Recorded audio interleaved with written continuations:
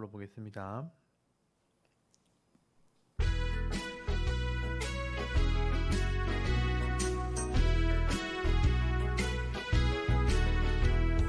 창세기 출애굽길의 위기 민수기 신명기 여호수아 사사기 룻기 사무엘 상하 열왕기 상하 역대상하 에스라 느헤미야 에스더 욥기 시편 잠언 전도서 아가 이사야 예레미야 에가 에스겔 다니엘 호세야 요엘 아모스 오바다 요나 미가 나오마 박스바냐 다케스 가레 말라기 마테 마가 누가 요한 사도행전 로마서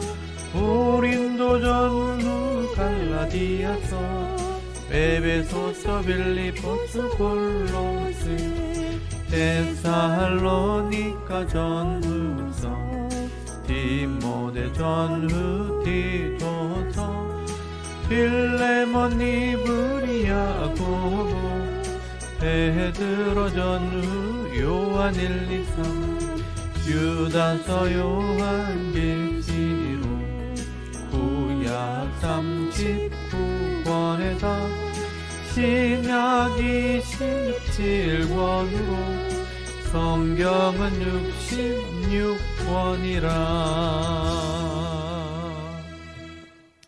아멘. 예. 우리 지난번에 우리 누가복음 말씀을 이렇게 나누다가 방학을 하고 오늘 이제 개강을 합니다. 그래서 우리 지난번에 배웠던 내용을 조금 복습을 하고 진도를 계속 나가도록 할게요.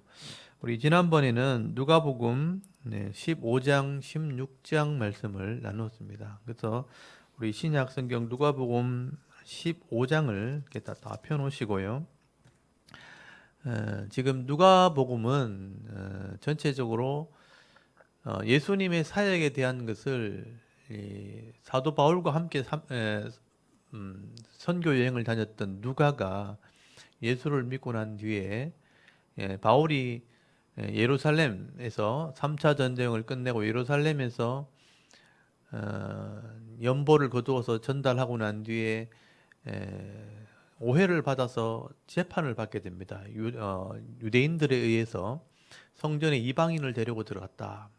그래서 재판을 받게 될 때 감옥에 이제 투옥이 되는 것이죠. 그래서 이제 유대인들이 바울을 암살하려고 하는 바람에 다시 가이사라로 옮기게 되어지고 2년 동안 또 갇혀 있게 됩니다.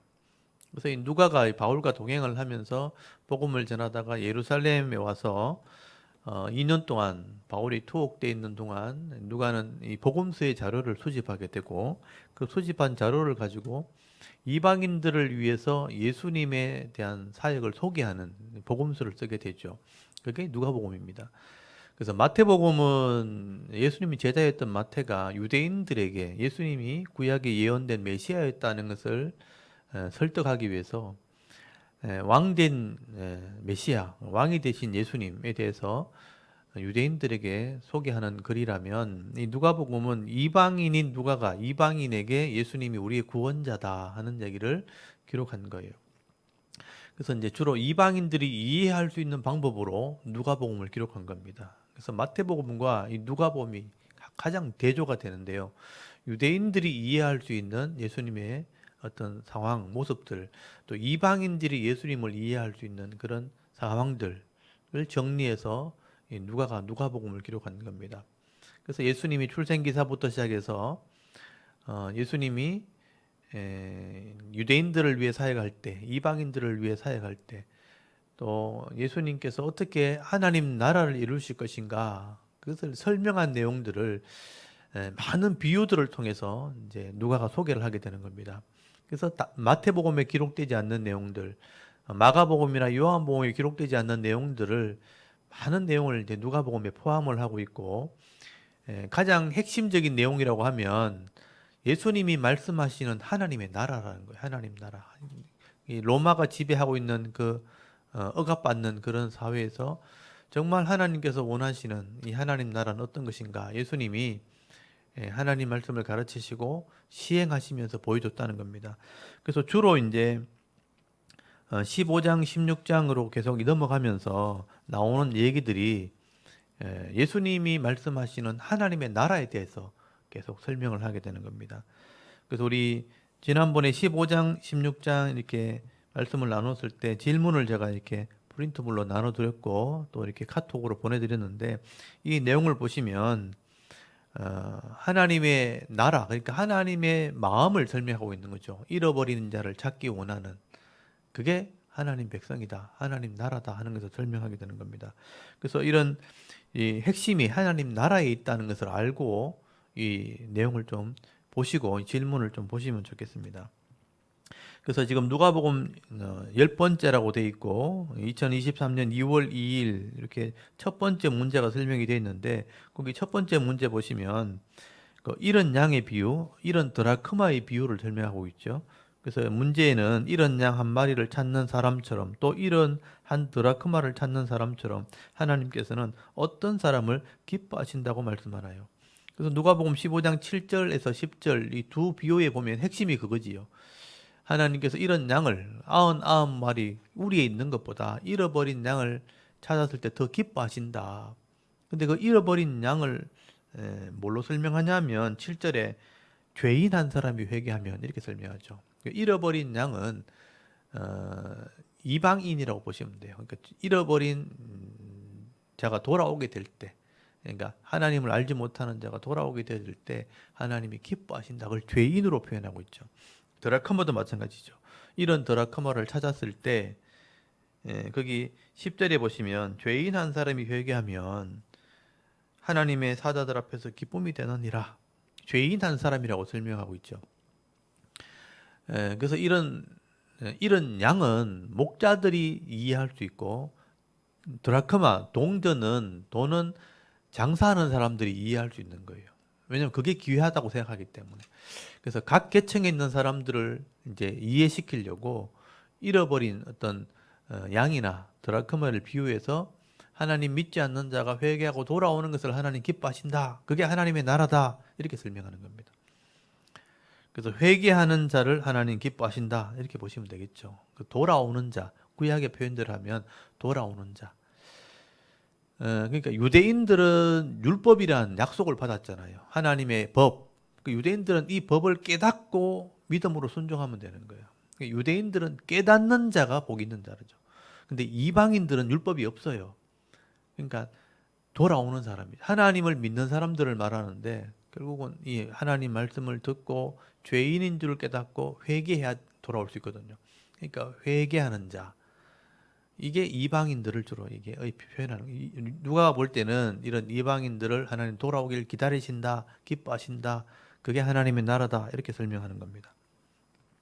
그리고 두 번째 문제 보시면요. 누가복음에는 돌아오는 이 둘째 아들의 비유가 나옵니다. 이걸 보통 탕자의 비유라고 그러죠. 돌아온 둘째 아들의 비유죠. 이 둘째 아들이 돌아왔을 때 기뻐하는 모습은 누구의 마음을 보여주고 있는 것인가요? 우린 이거 많이 들어보셔서 알죠. 아버지가 둘째 아들이 집을 나갔지만 또 가산을 탕진했지만 기다리고 있다. 이게 부모의 마음이다. 근데 이거를 좀 더 확장하면 하나님 마음이다. 이렇게 되는 거죠. 하나님께서 그러니까 처음부터 하나님을 떠난 자들을 의미하기 때문에 이건 이방인을 의미하는 겁니다. 그래서 이방인들이 이 하나님 마음을 깨닫고 아 죄인이구나 하고 스스로 돌이켜. 그 탕자의 비유 보면요. 15장 17절에 자기의 비참한 가산을 물질을 따라가다가 탕진하고 먹을 것 없어가지고 먹고 살기 위해서 이 돼지, 이 부정한 짐승이잖아요. 돼지를 설명하는 것은 이방인을 표현하는 거예요. 유대인들은 돼지를 절대 키우지 않습니다. 그러니까 이방인이 이 돼지를 키우기 때문에 돼지의 열매를 먹었다는 건 뭐냐면 이방인 세계를 얘기하는 거예요. 돼지의 열매를 막 먹으면서 먹을 게 없으니까 이렇게 비참하게 되었구나. 내가 아버지 집에 있었더라면 좋은 대우를 받았을 텐데 내가 돌아가야 되겠다. 그래서 스스로 돌이켜. 17절에 보면 이에 스스로 돌이켜는 게 나오잖아요. 자기의 비참함을 깨닫고 스스로 돌이켜. 내가 아버지 집으로 가야 되겠다. 근데 이제 아들은 고사하고 내가 종이라도 되었으면 좋겠다. 그러면 안전할 텐데 그런 믿음을 가진 거죠. 그래서 돌아오는 것이 이 탕자의 모습이잖아요. 스스로 깨닫고 돌아오는 것은 불신자가 돌아오는 걸 의미하는 거죠. 하나님은 그걸 기다리신다. 그래서 이 아버지 마음은 결국은 하나님 마음을 의미하는 겁니다.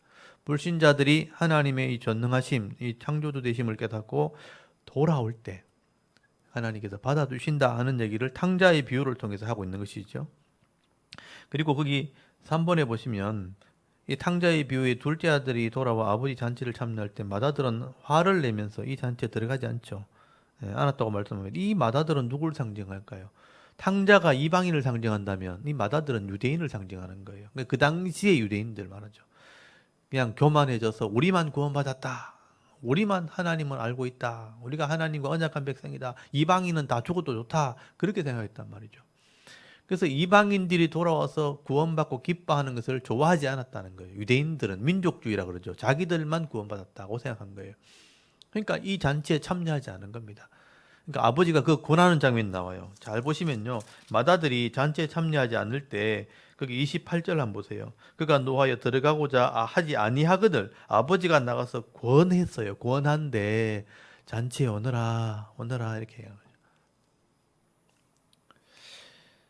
이 아이들은 죽었다 살아난 아들이어서 내가 잔치하는 거지 너는 늘 나와 함께 있지 않았느냐. 이 유대인들을 말하는 거죠. 그래서 거기 31절에 보면 아버지가 이르되 얘야 너는 항상 나와 함께 있으니 내 것이 다 네 것이 아니냐. 유대인들을 말하는 겁니다. 원래 언약으로 율법으로 언약한 백성이잖아요. 너희들이 깨닫기만 하면 다 누릴 수 있는 백성들 아니냐. 항상 나와 함께 있었던 자들 아니냐. 그러니까 이 유대인들이 이방인이 돌아오는 것을 싫어한다는 거예요.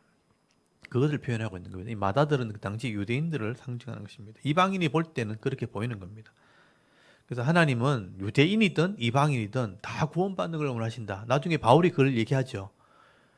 유대인이든 헬라인이든 다 구원받기를 원하신다. 이게 하나님 마음이라는 것을 말씀을 하게 되는 겁니다. 그리고 네 번째 보시면 불의한 청지기 비유에서 불의한 청지기는 재물을 가지고 무엇을 준비했나요? 이 불의한 청지기 비유는 이방인들을 이해시키는 비유입니다. 그러니까 물질을 쫓아가는 사람들은 세상 사람들을 말하죠.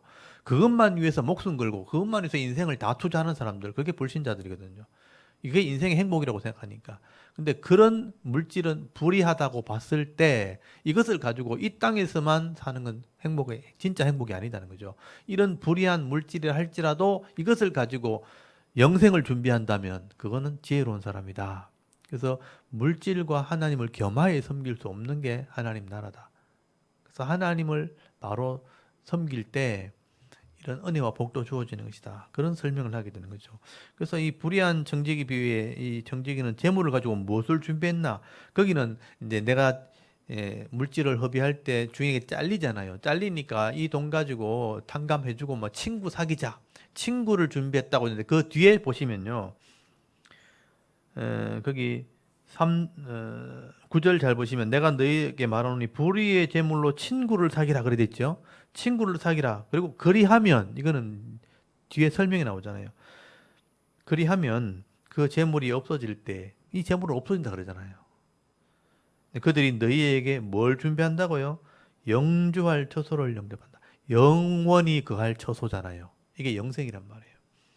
이게 핵심입니다. 핵심. 이 땅에 돈이 있는 것 가지고 이걸 위해서만 인생을 다 투자하는 게 아니고 이것을 가지고 영생을 준비하는 사람. 그러니까 빛을 탕감해 주는 게 뭐냐면 가난한 자를 도와주고 율법을 실천하는 걸 말하는 거예요. 율법을 실천하는 삶으로 영생을 준비하는 사람이라면 이게 지혜로운 사람이다. 그 얘기를 하는 것입니다. 그래서 여기 친구를 준비한다고 여기 답을 미리 쓰신 분도 계시던데 답은 안 쓰셔도 돼요. 제가 설명을 다 드릴 거니까 들으시면 됩니다. 복습하는 것이니까. 그래서 이제 영생을 재물 물질을 가지고 이 땅에서 영생을 준비하는 것이 우리가 해야 될 일이다. 이 땅에서 재물은 누릴 동안만 이 땅에 누린 것만 가지면 되는 거예요. 그것마저 충분한 겁니다. 근데 그 이상을 쌓아놓고 불의를 행하고 악을 행하고 말씀대로 살지 않는다면 그건 어리석다는 거예요. 내만큼 내가 누릴 만큼 기업을 다 누리고 그 물질을 가지고 하나님 말씀대로 가난한 자를 도와주기도 하고 선한 삶을 살고 율법을 행하는 삶, 이웃을 사랑하는 삶을 살아라는 겁니다. 근데 그게 영생을 준비하는 사람들의 모습이다. 그게 하나님 나라 백성이다. 그렇게 설명하는 겁니다. 그 다음에 다섯 번째, 누가는 바리새인들이 무엇을 좋아한다고 말씀하나요?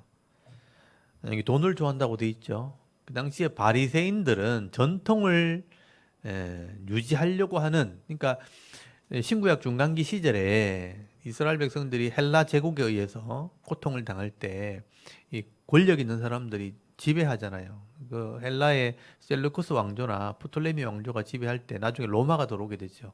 그리고 지배할 때 왕권을 가지게 된 사람이 파송이 되면 그 사람들과 함께 협상하고 하는 사람들이 종교 지도자들입니다. 그 당시에. 그래서 바리새인들, 사두개인들 이렇게 나오잖아요. 사두개인들은 이제 제사장 계열이고요. 그런 사람들을 따라간 사람들, 그러니까 진보 세력들, 헬라를 받아들이자. 근데 유대 전통을 고수하자는 건 바리새인들이거든요. 둘 다 종교 지도자들이. 이런 사람들이 권력층과 맞물리게 되는 겁니다. 근데 그 권력층과 맞물리면서 지위를 가지게 되고 오늘 말하면 국회의원이나 어떤 장관 자리를 다 차지하고 있는 거죠. 근데 백성들은 세금을 내야 되는 거예요. 그러니까 자기들이 이 나라를 유지하기 위해서 권력층과 이렇게 마주하면서 백성들을 돌아보지 않고 그런 권력층과 어울리면서 물질을 따라가는 그런 부류가 돼버리는 게 바리새인과 사두개인들입니다. 그 당시 분위기에. 그래서 이 사람들은 백성에 대한 말씀에 대한 실천이나 하나님 나라에는 관심이 별로 없었어요. 그러니까 그 당시에 부를 누리는 것에 관심이었죠. 그래서 물질을 좋아했다고 표현을 쓰는 거예요. 소위 표현을 하게 되는 거죠. 그러니까 지도자로서의 사명을 제대로 못했다는 겁니다. 그래서 이제 이 바리새인들은 그 당시에 물질을 추구했다, 돈을 사랑했다. 그래서 이제 부자가 천국 가기 쉽지 않다 이런 비유를 예수님께서 하시게 되는 겁니다. 그 다음에 7번에 보시면 나사로의 이름은 뜻은 무엇인가요? 이 거지 나사로, 부자와 거지 나사로 비유가 나오죠. 이것도 천국을 설명하는 중요한 비유 중에 하나죠. 근데 이 나사로란 이름의 뜻을 가지고 이 사람이 나중에 아브라함의 품에 들어갔다고 돼 있잖아요. 그래서 이 사람의 믿음의 근거는 가난하다는 밖에 없고 믿음의 근거는 이름밖에 없는 거죠. 그래서 이 이름 때문에 하나님을 믿었던 사람이라고 우리가 해석을 합니다. 부자는 그 당시에 부자는 권력층을 말하는 거예요. 권력층에 빌붙어 있는 사람, 로마와 이런 헬라 권력층과 빌붙어 있고 하나님 말씀을 행하지 않는, 그래서 가난한 자가 집에 앞에 거지가 있어도 돌아보지 않는 그런 세상의 부류를 말하는 것이고, 이 가난하다는 것은 대표적으로 하나님 말씀을 사모하면서도 말씀대로 살면서도 세상의 권력층에서 멸시받는 사람들, 이 거지라고 표현되어 있지만, 그래서 이름이 이제 나사로라 이름의 뜻이 하나님의 도움이라는 뜻입니다. 그러니까 하나님의 도움을 잊고 살았던 사람들, 이런 의미이기 때문에 믿음은 있는데 고난 받는 사람을 의미하죠. 그래서 이 나사로가 대표하는 것이 뭐냐면 믿음 있는 사람인데 현실 가운데 고통받는 사람, 이런 의미입니다. 그래서 8번에 보시면 부자는 죽어서 장사되어 음부에 들어가게 됩니다. 이 부자는 음부에서 어떤 괴로움을 당하게 되나요? 불꽃 가운데 고민한다, 괴로워한다라는 표현을 쓰죠. 이것을 성경에는 나중에 요한계시록에 불못이라고 돼 있죠. 이걸 지옥이라고 표현합니다. 그러니까 우리가 지옥, 땅에 있는 감옥이라고 표현되는데 그게 음부란 뜻에서 온 거거든요. 음부란 말은 무저갱, 그러니까 바닥이 없는 구덩이란 뜻입니다. 한없이 구덩이로 떨어지는, 그게 지옥이다. 보통 그렇게 표현하는데, 근데 또 다른 빠져나오지 못한다는 의미에서 음부라는 표현을 썼거든요. 끝이 없으니까 계속 빠져들어가는 곳, 이 음부란 뜻인데 그 음부의 특징 중에 하나가 불꽃 가운데 고통받는 곳이라. 그래서 이제 요한계시는 그거를 불못이라고 표현되어 있어요. 그래서 소울이란 음부라는 개념과 불못이란 개념이 합쳐지면 이게 지옥의 개념이 되는 겁니다. 한번 들어가면 절대로 빠져나올 수 없는, 우리 과학적으로 말하는 블랙홀 같은 곳인데 빨려 들어가기만 하고 나올 수 없는 곳. 그걸 이제 보통 블랙홀이라고 그러죠. 근데 그걸 이제 성경적인 개념으로는 지옥 음부입니다. 음부인데 음부의 특징은 불꽃이 끊이지 않는 곳, 뜨거운 곳, 고통 있는 곳, 그렇게 표현되어 있습니다. 그곳이 세상이 종결되어지면 블랙홀처럼 빨아들여지는 그런 지옥이 이제 시작되는 거죠. 그리고 영원히 사는 하나님의 나라 세계로 시간적인 개념이 바뀌는 거죠. 그래서 이건 과학적인 측면에서 이런 부분들이 하나씩 하나씩 이제 이루어진다는 겁니다. 네, 그거는 성경의 기록들이고 이 땅의 법칙을 통해서 이 땅을 질서 있게 만드신 하나님께서 이 법칙을 종료해 버리면 또 다른 시간의 개념이 생긴다는 거예요. 그래서 우리 지금 과학자들이 시간에 대한 개념 가지고 굉장히 많은 논쟁을 지금 하고 있거든요. 시간이 과연 뭔가? 시간은 빨리 가는 것도 있고 느리게 가는 것도 있다는 거죠. 시간의 개념이 없어지면 어떻게 되는가? 이런 것들이 이제 나오는데 나중에 이제 결국은 성경이 말하는 것은 시간의 법칙들이 나중에 종결되는 때가 있다. 그러면 영원히 지속되는 시간으로 바뀌는 것이다. 그게 하나님의 나라다라고 나중에 요한계시록에 설명이 되어 있습니다. 요한계시록 갈 때 또 설명을 드리도록 하겠습니다. 하여튼 음부라는 곳은 빠져나오지 못하는 곳인데 불꽃이 불 가운데 고통받는 곳이다. 이렇게 누가복음은 설명을 하고 있습니다. 그 다음에 9번째 보시면 부자가 나사로의 비유를 보면 부자와 나사로의 비유를 보면 부자가 자기 형제 5명이 고통받는 곳에 오지 않게 해달라고 간구를 하게 됩니다. 그때 누구와 누구에게 들어라 이렇게 말씀하나요? 모세와 선지자에게 들어라. 그래서 하나님이 인생에 주시는 기간이 있는 거죠. 생명에 대한 기간이 있는데 이 기간이 우리에게 준 기회예요. 하나님께서 이 죄 문제를 해결할 수 있는 기회인데 이 기회 안에 우리가 주어진 게 뭐냐면 변하지 않는 하나님의 법을 주신 거죠. 그게 모세 율법이고요. 그 역사 가운데 이 모세 율법을 설명한 사람이 선지자들입니다. 그래서 하나님께서 보실 때 모세의 법과 선지자의 법은 같은 걸 의미하는 거죠. 모세의 법을 선지자가 설명했으니까. 그래서 하나님 말씀을 모세의 법에 다 기록해놨다. 이 법을 통해서 하나님도 알게 되고 예수도 믿게 되는 거예요.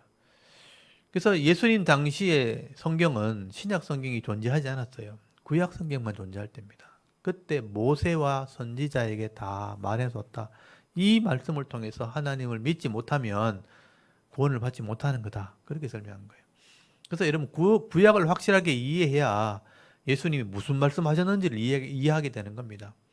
근데 구약을 모르면서 신약을 안다는 것은 불가능한 겁니다. 근데 신약도 잘 모른다. 그러면 진짜 성경을 모르는 겁니다. 그냥 성경에 기록된 어떤 사건 이야기만 아는 것이지 그 본 의미를 모른다고 봐야 되는 거예요. 대부분의 성도들은 그냥 성경에 있는 이야기만 아는 거죠. 아브라함의 이야기, 무슨 다윗의 이야기, 예수님의 사역 이야기만 하는 것이지 그 구약 성경과 신약 성경에 담겨져 있는 원래 하나님 나라의 원리, 하나님의 뜻은 진짜 모른다고 봐야 돼요. 그 모르면 진짜 믿음을 우리가 가졌다고 할 수 없습니다. 진정한 믿음은 하나님 말씀을 이해하는 데서 오는 거예요. 모세오경에 설명되어 있는 하나님 나라가 실제 이스라엘을 통해서 이루어졌고 그 이스라엘이 그것을 온전히 받아들이지 못하고 전도와 선교를 못했기 때문에 예수님께서 온전히 다시 설명한 것이고 그것을 통해서 이방인들이 먼저 지금 구원을 받게 된 겁니다. 그리고 마지막에 유대인이 구원받으면 세상은 끝나는 거예요. 그리고 하나님 목적은 다 구원하는 게 목적이에요. 근데 더 이상 돌아올 사람이 없다? 그럼 하나님이 심판하시는 거예요. 종결하시겠다는 거예요. 그게 성경 전체의 이야기입니다. 그래서 이 모세와 선지자를 통해서 우리가 구원을 받을 수 있다는 겁니다. 그러니까 그것을 이해하면 바른 믿음을 가질 수 있다. 그렇게 설명하고 있는 것이죠. 그리고 족보를 우리가 외워야 된다고 제가 말씀을 드렸는데 오래간만에 또 족보를 한번 해보도록 하겠습니다. 아직 안 잊어버렸죠? 아담의 10대 손. 그러니까 이 아담에서부터 예수님까지 구원의 역사가 역사 속에 이루어졌기 때문에 그것을 설명할 수 있는 이름들이 족보입니다. 그래서 아담의 10대 손, 아담, 셋, 에노스, 게난, 마할랄렐, 야렛, 에녹, 무두셀라, 라멕, 노아. 그래서 노아 때 심판을 받게 되고 노아의 아들 셈, 함, 야벳 중에 이 셈을 통해서 하나님이 이 죄의 문제를 하겠다는 약속이 넘어가게 되는 거죠. 그래서 여자의 후손을 통해서 메시아가 와서 구원하겠다. 그것이 이어지게 되죠. 그래서 셈의 10대 손이 아브람이죠. 그래서 셈, 아르박삿, 셀라, 에벨, 벨렉, 루, 수룩, 나홀, 데라, 아브람을 통해서 그 약속이 넘어갑니다. 그래서 아브람을 불러서 실제적으로 언약을 하죠. 하나님 나라 이루겠다. 그리고 이스라엘이 나오죠. 나중에 왕까지 나오죠. 나라가 세워지죠. 다윗과 솔로몬 때. 그때 전도와 선교를 할 수 있도록, 이방인의 구원을 할 수 있도록 사명을 감당하게 하시는 거죠. 그래서 솔로몬까지죠. 아브라함부터 시작해서 솔로몬까지. 그래서 아브라함 다음에는 이삭, 이삭의 아들은 야곱, 야곱의 12아들이 이제 이스라엘 되죠. 근데 믿음은 유다에게 넘어갑니다. 네 번째 아들. 그래서 유다의 족보가 되죠. 유다, 베레스, 헤스론, 람, 아미나답, 나손, 살몬, 보아스, 오벳, 이세, 다윗이 실제 나라가 되고 하나님 나라와 언약을 하게 되고, 솔로몬 때 전도와 선교를 하게 됩니다. 근데 솔로몬이 우상을 섬기는 바람에 나라가 둘로 나눠집니다. 열 지파를 가진 북쪽 지파는 물질을 가진 거예요. 그래서 망합니다. 망하는 실패의 모델이 여로보암부터 호세아까지 19명이 나와요. 근데 실제 믿음은 이제 솔로몬의 아들 로보암으로 넘어가고, 망할 때까지 시드기야까지 19명이 나옵니다. 그래서 두 모델을 보여주는 거예요. 이스라엘 안에 실패의 모델이 있고 믿음을 이어가는 모델이 있는 겁니다. 그래서 이 북쪽 이스라엘의 첫 번째 왕 여로보암부터 호세아까지 먼저 19명을 일단 빼내고, 여로보암의 아들은 나답, 근데 반역이 일어나죠. 바하사, 엘라 또 반역, 시므리 또 반역, 오므리, 그다음에 아합, 아하시야, 요람, 우상성에서 다 죽고, 예후, 여호아하스, 요하스, 여로보암 밑에 스가랴 또 물질 때문에 다 망하고, 살룸 반역하고, 머나헴 반역하고, 부가이야, 그다음 베가 반역하고, 호세아 반역하고, 아수르에게 잡혀가서 다 죽습니다. 포로되어 혼혈족속이 되죠. 근데 솔로몬의 아들 로보암부터 아비암, 아사 개혁을 합니다. 근데 실패했고, 그다음에 요사밧 개혁을 했지만 아합의 딸을 데리고 오는 바람에 4명이 타락하죠. 요사밧 아들 밑에 4명이 타락합니다. 근데 요람, 아하시야, 요아스, 아마시아 다 우상을 듭니다. 타락하죠. 그다음에 세 번째 개혁이 우시야, 문둥병 걸려 죽죠. 요담, 아하스, 히스기야 네 번째 개혁인데 15년 더 사는 바람에 타락하죠. 그다음 므낫세, 아몬, 요시야 일꾼을 키우는 계획을 하고, 그 다음에 요아하스가 애굽에 잡혀가 죽고, 요야김 1차 포로, 요야긴 2차 포로, 시드기야 3차 포로 해서 나라가 망합니다. 그러니까 성전이 무너지고 포로되어 잡혀가죠. 포로되어 잡혀가서 회개하고 돌아옵니다. 그래서 포로되어 잡혀간 게 요거냐고, 요야긴이죠. 요거냐, 그 다음에 스알디엘, 서르바벨 돌아와서 성전을 짓고 400년 동안 뒤에 예수님 오시죠. 그래서 이 스알디엘, 스룹바벨 다음에 그 사이에 들어온 사람들이 예수님까지 이어지게 되죠. 그래서 이제 아비훗, 엘리야김, 아소르, 사독, 아킴, 엘리웃, 엘라살, 맏단, 야곱, 요셉, 그다음 예수님이 태어나서 하나님 나라를 이루시게 되죠. 하나님 나라를 이루시고 실제로 율법을 다시 가르치죠. 3년 동안 가르치고 이 말씀으로 언약을 맺고, 이 언약한 사도들이 이방인들에게 복음을 전하게 되어서 우리가 구원받게 된 겁니다. 그래서 이 하나님의 언약은 결국 모세오경에서부터 확실하게 이루어진 것이고요. 예수님이 다시 설명한 것이기 때문에 예수님의 설교는 이 구약 성경에 있는 겁니다. 그래서 이것 우리가 이해해야 되죠. 그래서 지금 누가가 이 하나님 나라, 예수님 말씀하신 하나님 나라가 뭔가 이방인들에게 설명한 거죠. 마태는 유대인들에게 설명했기 때문에 좀 어려워요. 근데 이 누가는 이방인에게 설명했기 때문에 좀 쉽다는 겁니다. 근데 좀 비유를 사용하기 때문에 좀 이해할 필요가 있는 것입니다.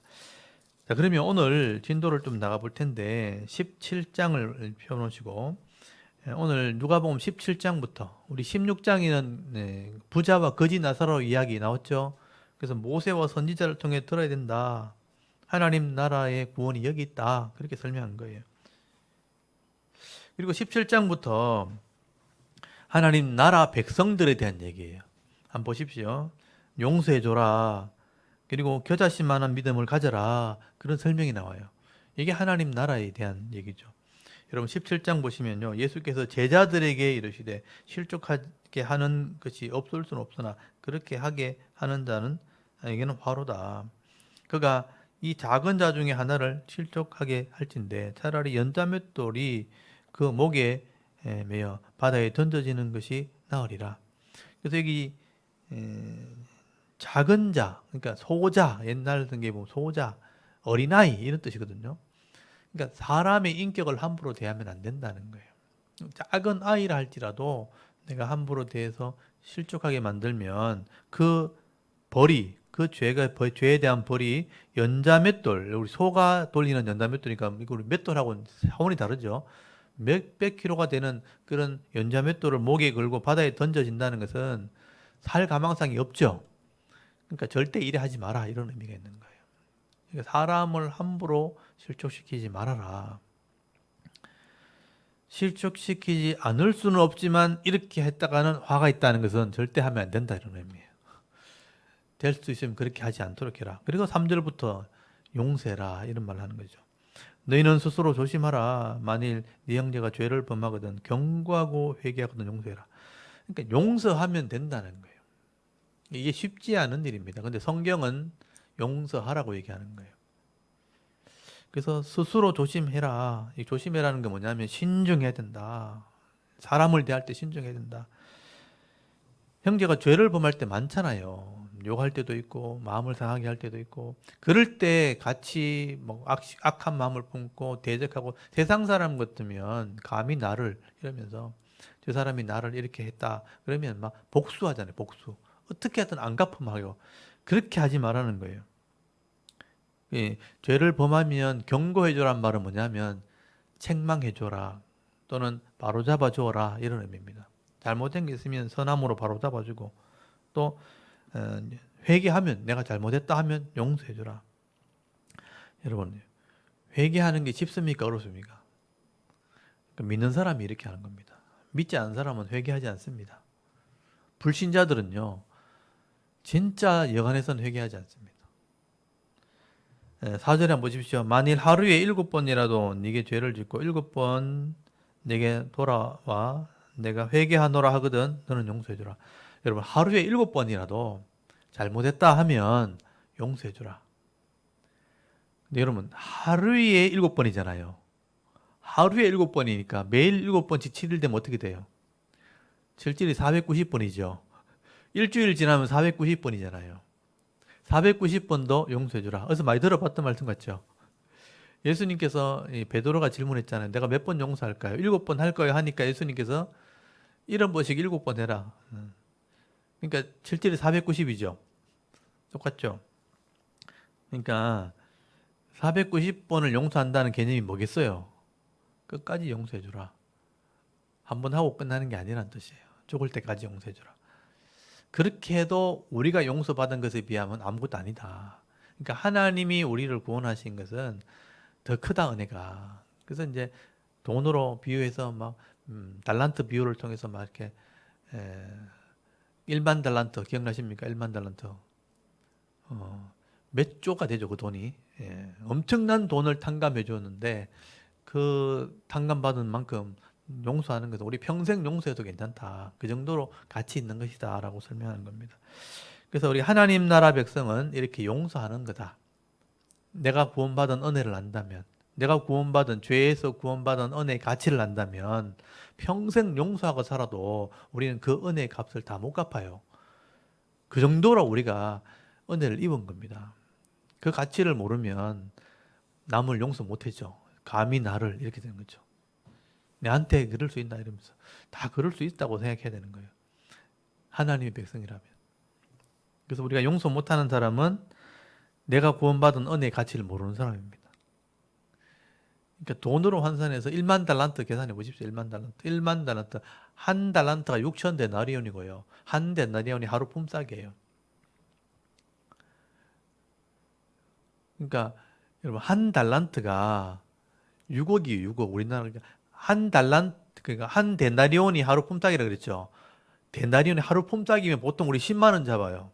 하루 그냥 열심히 전문가가 일했을 때 10만 원 더 받는 사람도 있겠지만 일단 10만 원 잡아요. 이게 6천 데나리온이면 10만 원 곱하기 6천이 되는 거예요. 그러면 그게 6억이 됩니다. 그게 한 달란트예요. 근데 1만 달란트잖아요. 그러니까 6억에 곱하기 만을 하게 되면 몇 조가 됩니다. 정확하게 지금 돈이 기억 안 나는데. 그게 우리가 용서받은 가치예요. 그렇다면 우리는 평생 용서해줘도 괜찮다는 겁니다. 그래서 용서하는 사람이 하나님 백성이다. 5절에 보시면요. 사도들이 주께 여짜오되 우리에게 믿음을 더하소서. 그러면 어떻게 그걸 합니까? 믿음을 좀 주십시오. 하니까 예수님 뭐라 그랬냐면 5절에 6절에 주께서 이르시되, 그러니까 믿음을 더해달라는 것에 대한 얘기예요. 너에게 겨자씨 한 알만큼의 믿음이 있었더라면, 여러분 겨자씨는 눈꽃만큼 작은 씨입니다. 요만한 믿음이 있었더라면 이 뽕나무들로 뿌리를 뽑혀 바다에 심기라 하였을 것이요. 예, 그것이 너에게 순종하였으리라. 너희 중에 누구에게 밭을 갈거나 양을 치거나 하는 종이 있어 밭에서 돌아오면 그들어 곧 와 앉아서 먹으라 할 자가 있겠느냐? 도리어 그들어 내 먹을 것을 준비하고 띠를 띠고 내가 먹고 마시는 동안 수종 들고 너는 그 후에 먹고 마시라 하지 않겠느냐? 명한 대로 하였다고 종에게 감사하겠느냐? 이와 같이 너희도 명령을 받은 것을 다 행한 후에 이르기를 우리는 무익한 종이라 우리가 해야 할 일을 한 것뿐이라 할지니라. 이게 무슨 의미인지 아시겠어요? 종은 내게 주어진 임무를 다 성실하게 감당하고 그냥 내가 최선을 다했습니다. 마땅히 할 일을 했습니다. 이렇게 말한다는 거예요. 그래서 내가 어떤 하나님 나라 백성으로 이렇게 살려고 할 때 하나님 이만큼 믿음 주시면 하겠습니다. 이렇게 하지 말라는 얘기예요. 용서하라, 섬기라 이렇게 하면 하나님 이만큼 믿음 주시면 하겠습니다. 그렇게 하는 게 아니고 작은 것 하나도 내가 성실하게 감당하는 게 종의 자세다. 이해되시는지 모르겠어요. 우리가 보통 직분을 감당할 때나 무슨 내게 사명이 주어질 때 하나님 내가 큰 믿음 주시면 능력 주시면 하겠습니다. 이렇게 말한단 말이에요. 그렇게 하나님 백성이 하는 게 아니라는 거죠. 네가 정말 적은 믿음이 있으면 그 믿음으로 그냥 하면 된다는 거예요. 내 주어진 일을 성실하게 감당하고 다 감당하고 난 뒤에 내가 마땅히 할 일을 한 것뿐입니다 라고 말해야 된다는 거예요. 믿음 주시면 하겠습니다. 이거 아니란 말이에요. 내게 주어진 일을 성실히 감당하는 거다. 내가 종이기 때문에 그렇게 하는 거다라고 말씀하는 겁니다. 그러니까 용서하라 그러면 내 주위에 있는 사람들에게 용서하면 되는 거예요. 내 믿음 주시면 하겠습니다. 이렇게 말하지 말라는 거예요. 내가 성실하게 감당할 수 있는 그게 진짜 종이다. 하나님 백성이다라고 말하는 겁니다. 그게 성도의 자세, 종의 자세다라고 말씀하는 겁니다. 그리고 11절에 보시면요. 예수님께서 예루살렘으로 가실 때 사마리아와 갈릴리 사이로 지나가시다가 이제 예수님께서 갈릴리에서 지금 지난번 누가 보면 기억하실지 모르겠지만 지금 예수님 계속 갈릴리에 사에 가신 거죠. 갈릴리 호수에서 말씀을 전하시고 또는 이방인 땅에 갔다가 말씀을 전하시고 하신 거예요. 그 3년을 거기서 사에 가신 거예요. 명절 때만 내려오시고 예루살렘에 절기를 지키러 이 갈릴리 지역에서 비천한 지역에서 가난한 자들에게서 사역을 한 거예요. 근데 3년이 다 된 거죠. 때가 되니까 예수님 예루살렘 가셔야 되죠. 왜냐하면 십자가에 죽으셔야 되는 거예요. 죽으시는 것은 성전에 가서 죽으시는 거예요. 그래서 거기 19장 28절 예수께서 이 말씀을 하시고 예루살렘을 향하여 앞서가시더라. 예루살렘 가시는 장면 나오잖아요. 근데 갈릴리에서 이제 예루살렘 가시려고 그 길을 떠나시는 장면이죠. 그래서 갈릴리에서 이제 원래는 예루살렘 가려면 해변 도로로 가든지 아니면 유대 지역을 좀 아셔야 돼요. 이제 상인들이 가는 해변 도로가 있고 그리고 요단강을 건너가는 그 길이 있거든요. 근데 가운데 길은 뭐냐면 사마리아를 지나가야 돼요. 근데 사마리아는 유대인들이 지나가지 않습니다. 왜냐하면 혼혈족 속에 있는 곳이기 때문에 이방인이 있고 혼혈족이 있기 때문에. 근데 예수님은 그 사마리아 지역을 지나가시겠다는 그게 가운데 길입니다. 갈릴리 호수에서 직선으로 내려오면 이게 사마리아 구약 지명으로 말하면 세겜이라는 지역을 지나가죠. 그래서 요한복음에 보면 수가성이라고 돼 있죠. 신약에서는 그 도시를 수가성이라고 부르는데 여기 세겜이라는 지역입니다. 이 사마리아 지역을 지나가시게 되는 장면이 나오게 된 거예요. 그래서 예루살렘으로 이제 가려고 지금 출발하셨는데 거기서 나병 환자를 만나는 장면이 나옵니다. 여기 12절에 보시면요. 한 마을을 들어가시니 나병 환자 10명이 이제 있는 거죠.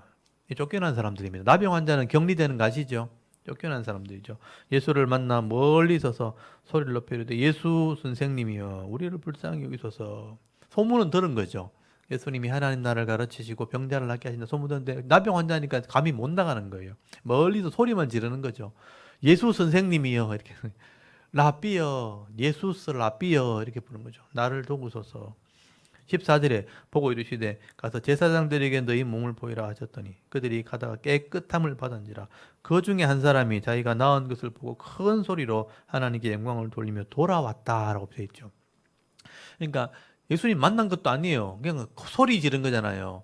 근데 예수님도 가까이 가시지도 못하고 그냥 제사장에게 가라 이랬다 했단 말이에요. 그러니까 제사장 가라는 건 뭐냐면 나병이 나오면 레위기 13장 14장에 보면 제사장을 찾아가도록 돼 있어요.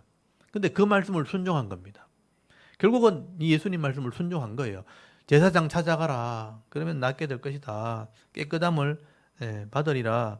그래서 이 말을 듣고 가는 중에 몸이 나은 거예요. 그래서 이제 제사장을 만나야 집으로 돌아갈 수 있거든요. 제사장 만나고 뭐 했냐면 정결규례를 행한 뒤에 나았다는 확인을 받아야 집으로 돌아갈 수 있어요. 그러니까 성전으로 가야 돼. 제사장이 어디 있냐면 예루살렘 성전이 있는 겁니다.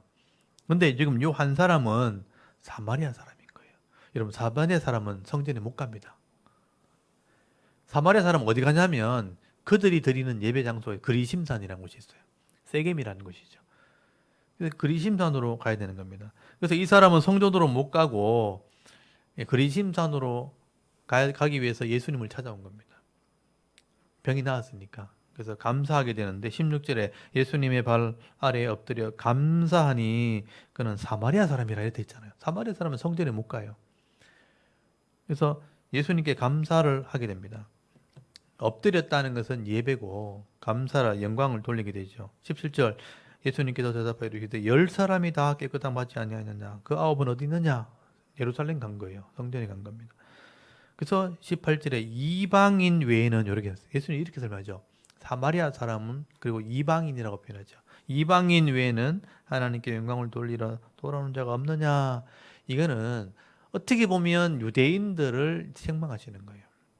이방인들을 멸시했던 사람들이죠. 유대인들 다 어디 갔느냐 이 말이죠. 이방인들 외에는 하나님께 영광을 돌리러 온 자가 없느냐 하시고 그에게 이르되 일어나 가라. 네 믿음이 너를 구원했다. 이 구원은 또 다른 구원이죠. 병이 나은 건 다 나같이 나은 거죠. 여러분 10사람이 병은 다 나았잖아요. 여기 구원은 뭐겠어요? 영혼의 구원을 얘기하는 겁니다. 그러니까 진짜 하나님께 예배하는 사람만이 영혼의 구원을 얻을 수 있는. 이 땅의 병도 나을 수 있죠. 하나님 은혜로. 그렇지만 영혼의 구원이라는 것은 하나님께 돌아오는 겁니다. 그래서 돌아와라는 단어가 들어가 있어요. 그래서 이걸 이방인이 들으면 이방인은 되게 좋아하겠죠. 근데 유대인이 들으면 기분 나쁜 얘기가 되는 거예요.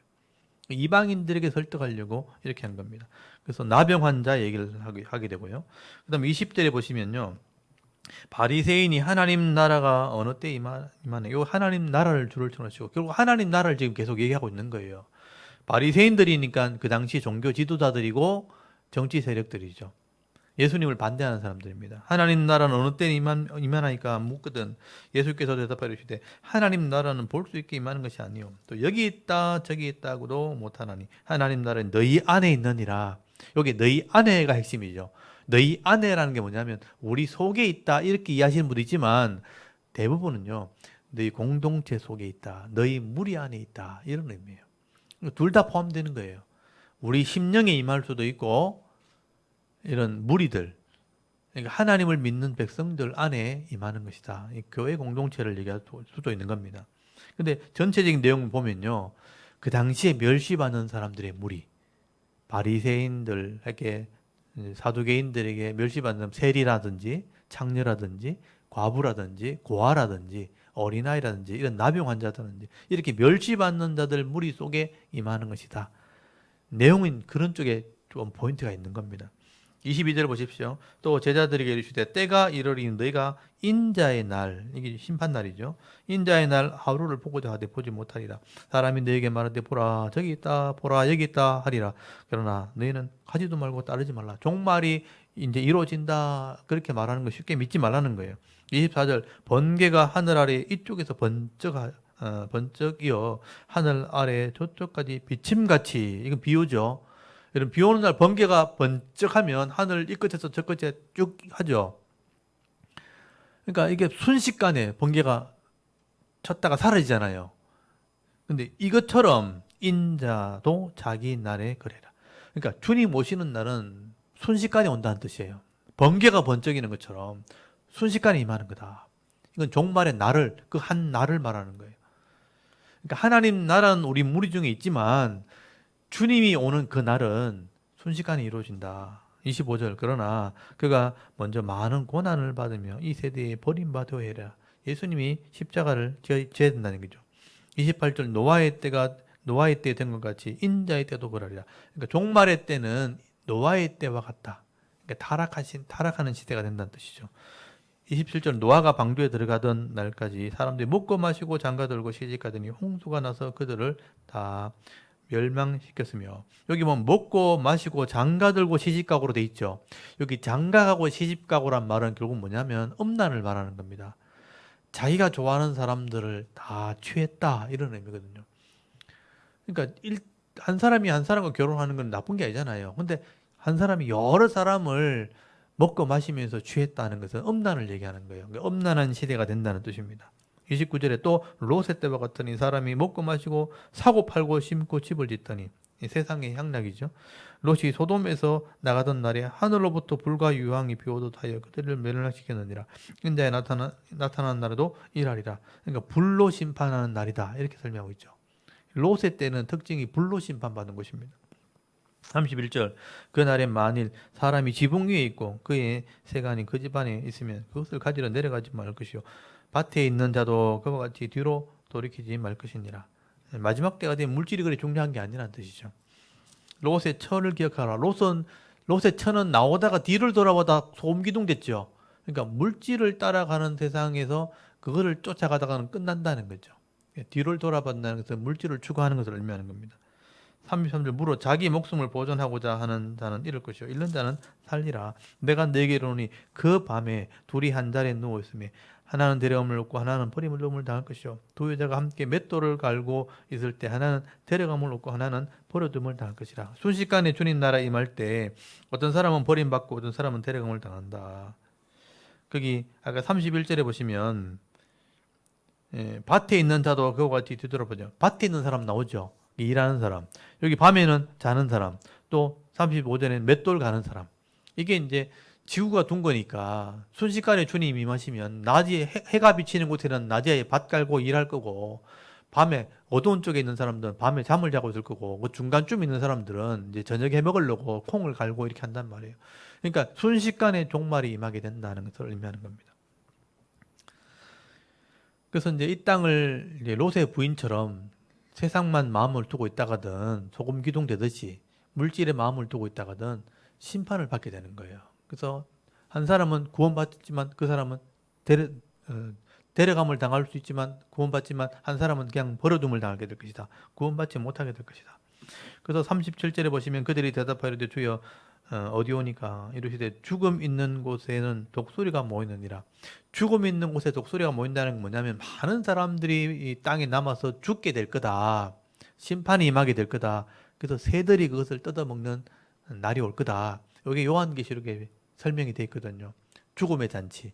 그러니까 들림 받은 사람은 어린 양의 신부거든요. 예수님이 신랑이라면 성도는 신부로 표현되기 때문에 혼인 잔치가 벌어지죠. 들림 받은 사람, 데려감 받은 사람들은 하늘에서 주님 만나서 혼인 잔치가 벌어지는데, 밑에 불신자로 남은 사람들은 다 시체가 되어서 죽어서 새 잔치를 하게 될 거다. 죽음의 잔치가 일어날 거다. 그 얘기를 하고 있는 겁니다. 그래서 이제 주님 오시는 날은 정해져 있다.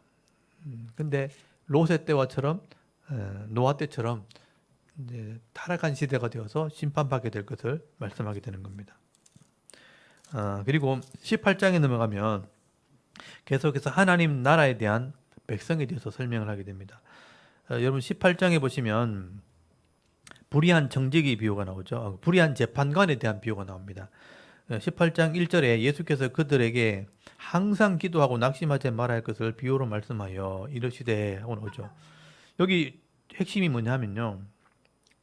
항상이란 말을 동그라미 치시고 기도하고 낙심하지 말아야 된다. 낙심하지 말아야 된다. 항상 기도하고 낙심하라.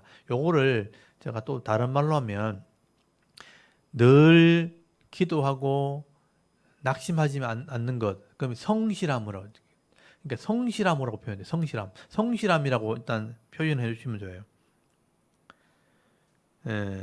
비유로 말씀하시는데 어떤 도시에 하나님을 두려워하지 않고 사람을 무시하는 재판장이 있는데 여기 보십시오. 어떤 도시에 공의로 재판해야 될 재판관이 있는데 하나님을 무시해요. 신앙이 없죠. 근데 사람을 또 무시하죠. 그러니까 하나님을 두려워하지 않으니까 신앙이 없고 사람을 사랑하지 않고 무시하니까 말씀을 행하지 않죠. 불신자죠. 그러니까 불신 재판관인 거죠. 불신자가 그 땅을 다스리고 있을 때, 재판하고 있을 때, 3절에 그 도시에 한 과부가 있어. 자주 그에게 가서 내 원수에 대한 나의 원한을 풀어줘서 하되. 과부는 뭐냐면 멸시받는 사람들. 그 당시에는 비천한 사람들. 도울 사람이 없는 사람들. 이런 사람들이 공의를 구한 거죠. 내 원수가 있는데, 그러니까 착취하는 사람들이죠. 내 원수의 원한을 갚아달라. 4절에 그가 얼마 동안 듣지 아니하다가 후에 속으로 생각하되 내가 하나님을 두려워하지 않냐고 사람을 무시하나 신앙은 없지만 이 과부가 나를 번거롭게 하니 내가 그 원한을 풀어주리라. 그렇지 않으면 늘 와서 나를 괴롭게 하리라.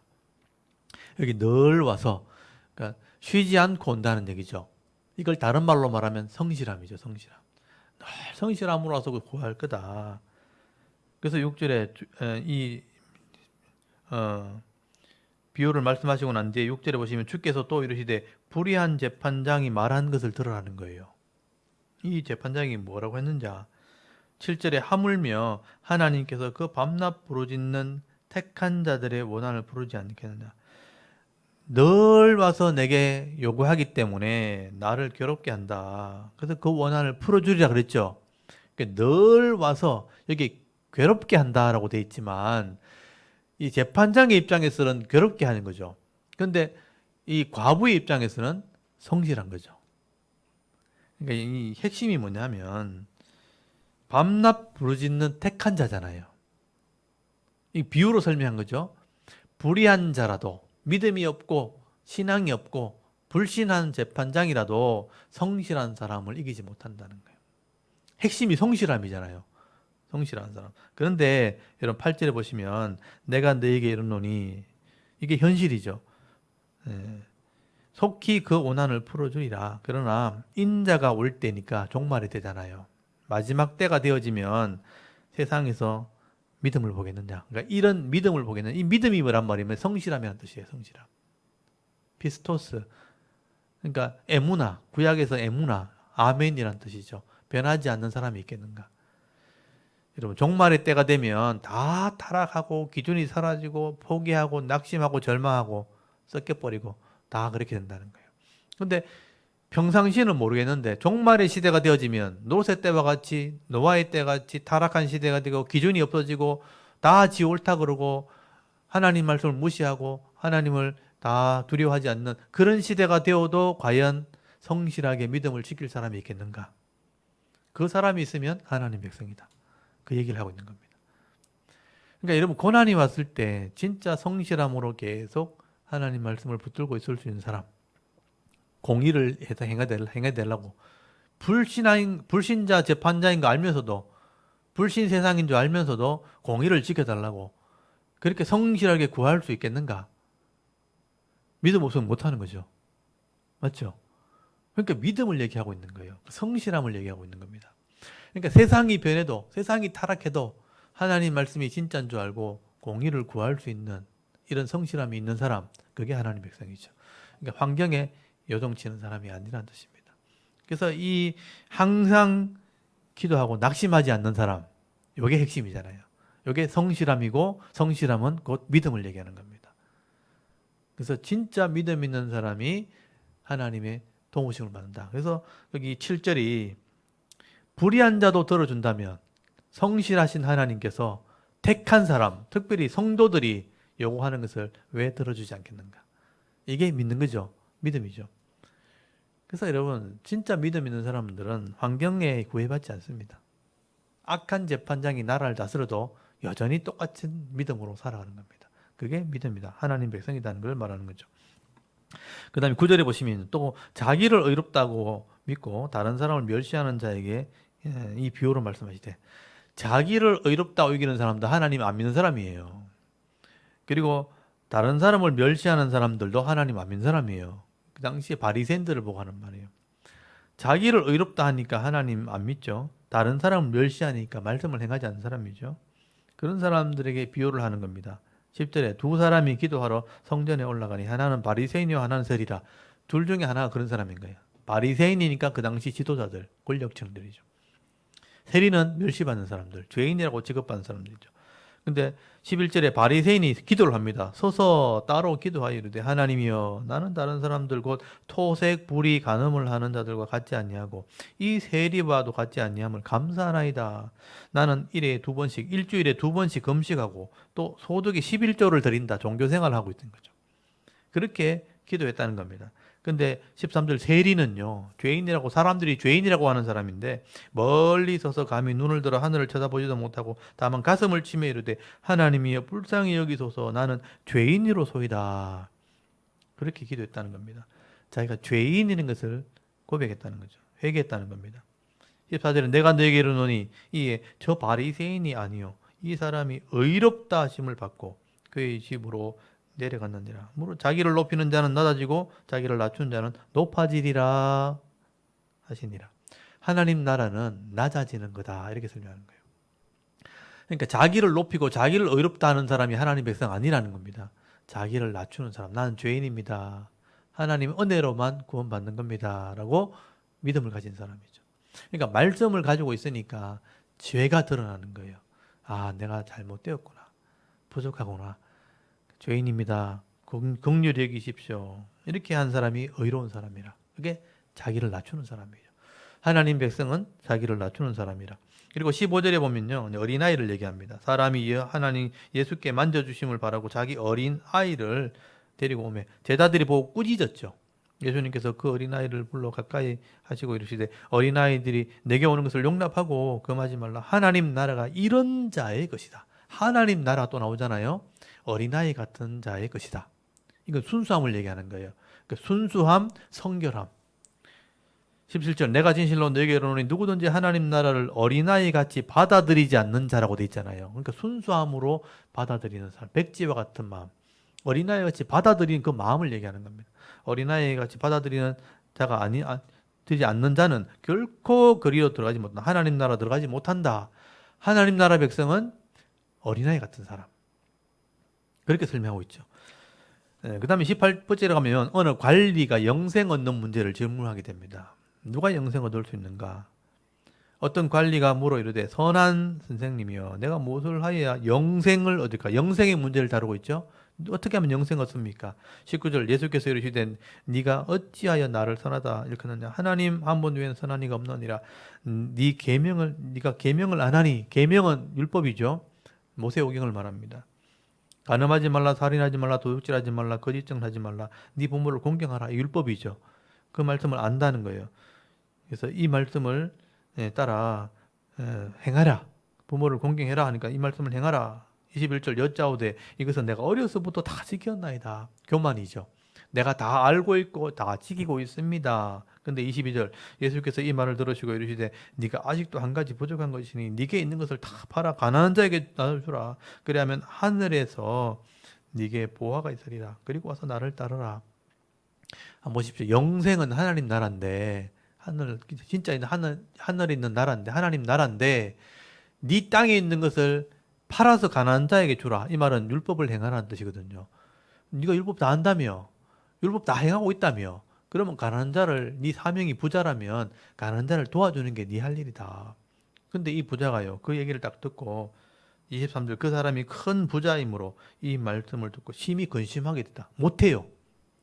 이 얘기는 뭐냐면 자기 사명이 뭔지도 모르고 있고 말씀대로 사는 게 뭔지도 모른다는 뜻이에요. 자기 먹고 살기에 충분한 돈을 가지고 있어요. 큰 부자라고 돼 있잖아요. 그 당시에 로마가 지배하고 있는 상태에서 큰 부자라면요. 권력층을 얘기하는 겁니다. 근데도 이걸 팔아라 할 때 못 파는 거예요. 근심하면서 돌아가게 됩니다. 24절에 예수께서 그를 보고 이르시되 재물이 있는 자는 하나님 나라에 들어가기가 얼마나 어려운지 낙타가 바늘귀에 들어가는 것이 부자가 하나님 나라에 들어가는 것보다 쉬우리라. 이 말은 여기 재물 나오죠. 물질을 추구하는 사람인 거예요. 이 사람은요. 근데 하나님 나라 영생도 얻고 싶은 거죠. 근데 말씀대로 행하진 않는 겁니다. 그래서 그런 사람은 들어가기 쉽지 않다. 어렵다는 거죠. 그래서 26절에 듣는 자가 이르되 그럼 누가 구원을 얻을 수 있을까? 다른 사람도 다 그렇게 생각하는 거죠. 그럼 누가 구원을 얻을 수 있겠는가? 27절 이르되 무릇 사람이 할 수 없는 것은 하나님은 하실 수 있느니라. 하나님이 구원을 이루시는 거죠. 베드로가 여짜오되 보옵소서 우리가 우리 것을 다 버리고 주를 따랐나이다. 이르시되 내가 진실로 너에게 이르노니 하나님 나라를 위하여 집이나 아내나 형제나 부모나 자녀를 버리는 자는 현세 여러 배를 받고 내세 영생을 받지 못할 자가 없느니라. 여기 하나님 나라를 위하여 집이나 아내나 형제나 부모나 자녀를 버렸다고 돼 있는데요. 이게 뭐냐면 우선 그러니까 우선 순위를 말하는 겁니다. 그러니까 하나님 나라와 그것을 위해서 다 버렸다는 개념이 아니고 하나님 나라를 우선으로 했다는 겁니다. 그렇게 하는 사람은 이 땅에서도 복을 받는다는 거예요. 그러니까 여러 배를 받는다는 건 뭐냐면 부족하지 않게 하나님 주시고 살아갈 수 있도록 복을 주시고 그리고 영생도 얻게 되는 거다. 그래서 물질만을 추구하다가는 하나님 나라에 못 들어갈 수 있지만 하나님 나라를 추구하게 될 때는 이 땅에서 다 누릴 수 있는 사람이 되는 거다라고 설명을 하고 있는 겁니다. 먼저 그 나라와 그 의를 구하라. 그리하면 이 모든 것을 너에게 더하시리라. 마태복음에 그렇게 설명되어 있거든요. 같은 의미입니다. 우선순위의 문제라는 거죠. 하나님 나라가 먼저죠. 그 하나님 나라를 위해서 내가 믿음으로 순종하면 이 땅에 주어지는 것도 당연히 복으로 주어지는 겁니다. 그게 율법의 의미라는 거죠. 그래서 한 관리를 통해서 물질이 구원하는 게 아니고 하나님 나라 말씀대로 순종하는 믿음, 그대로 행하는 삶이 결국은 이 땅에서도 복을 받게 할 것이고 영생도 얻게 하는 것이다. 현세의 복과 내세의 복을 함께 받는 게 성도의 모습입니다. 그러니까 세상을 포기하는 게 우리 신앙이 아니에요. 하나님 나라를 우리가 믿음으로 소유할 때 이 땅에서도 복을 받는 것이 성도의 복이라는 겁니다. 그래서 뭐 종말이 없다고 집 팔고 또 뭐 학교 그만두고 회사 그만두고 이건 잘못된 신앙, 잘못된 종말론이죠. 그래서 하나님 나라는 이런 사람의 것이다. 그렇게 설명하는 겁니다. 그 다음에 31절에 보시면 이제 예루살렘으로 올라가시면서 십자가의 예고를 하게 됩니다. 예수님께서 12제자를 데리시고 이르시되 보라 우리가 예루살렘으로 올라가노니 가고 있죠. 아까 이제 갈릴리를 떠나가지고 선지자를 통하여 기록된 모든 것이 인자에게 응하리라. 여기 보면 기록된 것이 중요한 거예요. 내가 예루살렘 지금 가는 것은 그냥 막연하게 가는 게 아니라는 거예요. 구약의 선지자를 통해서 하나님 다 예언해 놓았다. 이 말은 하나님의 계획이 있다는 뜻입니다. 하나님 계획을 역사에 다 기록해 놨다는 거예요. 선지자의 입을 통해서 역사에 다 기록해 놨는데 그것이 지금 응했다는 것은 이루어지고 있다는 것은 하나님의 계획이 이루어지는 것이다 라고 설명하고 있는 겁니다. 그래서 이런 역사라는 것은요 하나님의 계획이 실현되고 있는 겁니다. 근데 이걸 보는 눈이 없으면 우리는 내밖에 안 보이는 거예요. 근데 하나님 역사를 실현되는 걸 보면 그 하나님 나라에 내가 일꾼으로 쓰임 받는 겁니다. 그러면 이 땅에서는 당연히 복을 받게 되는 겁니다. 32절에 인자가 이방인에게 넘겨져 희롱을 당하고 능욕을 당하고 침뱉음을 당하겠으며 그들은 채찍질하고 그를 죽일 것이나 그는 3일 만에 살아나리라. 이게 십자가의 예언이죠. 희롱 당하고 죽게 될 거다. 십자가의 죽음이죠.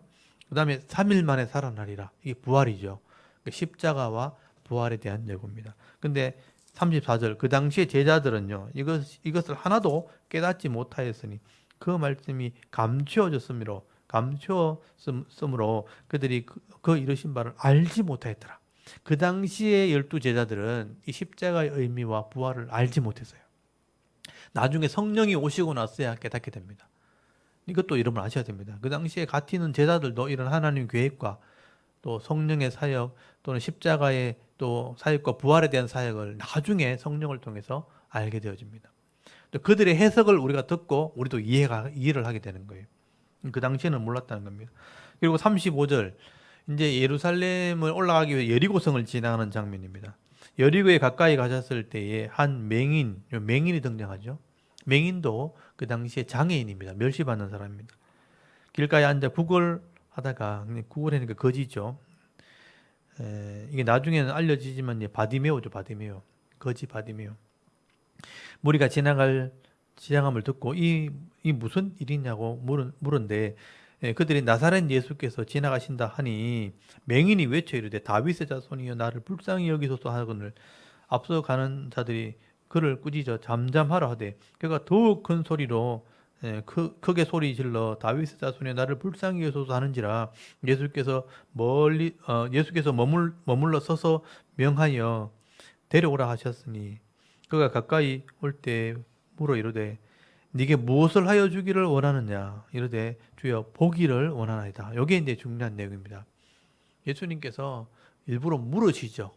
뭘 해주면 좋겠냐 할 때 보기를 원하나이다. 이게 이제 아까 34절에 제자들이 십자가의 부활의 그 예고를 듣고 난 뒤에 깨닫지 못했고 알지 못했다 그랬잖아요.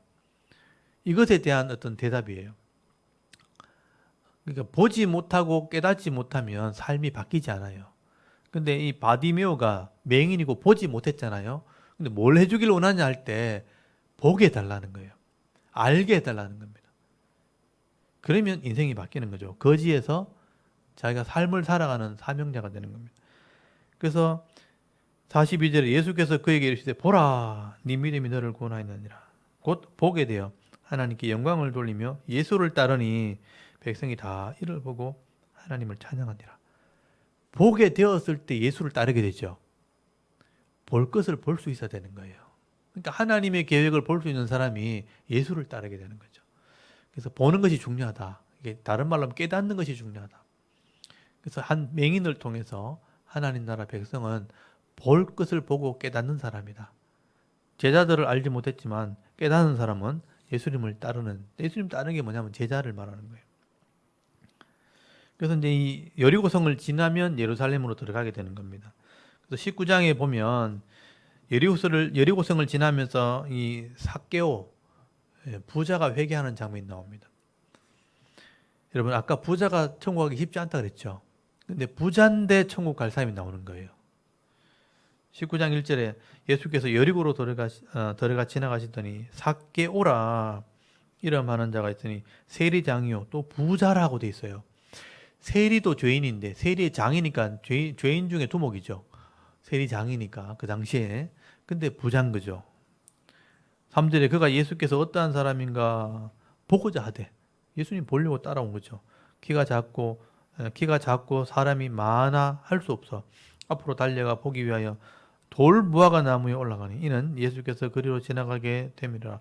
예수께서 그곳에 이르사 쳐다보시고 이르시되 삭개오야 속히 내려오라. 내가 오늘 네 집에 유하여 하겠다 하시니 급히 내려와 절구하며 영접하거늘 무사람이 보고 수군거려 이르되 제가 죄인의 집에 유하러 들어갔도다. 여기 죄인의 집 하는 거 보이죠? 삭개오는 죄인이라고 이제 일컬음 받는 세리였고 세리장이었습니다. 근데 죄인의 집에 예수님이 들어간 거예요. 삭개오가 서서 주께 여짜오되 주여 보시옵소서 내 소유의 절반을 가난한 자에게 주겠사오며 만일 누구의 것을 속에 빼앗은 일이 있으면 내가 갑절이나 갚겠나이다.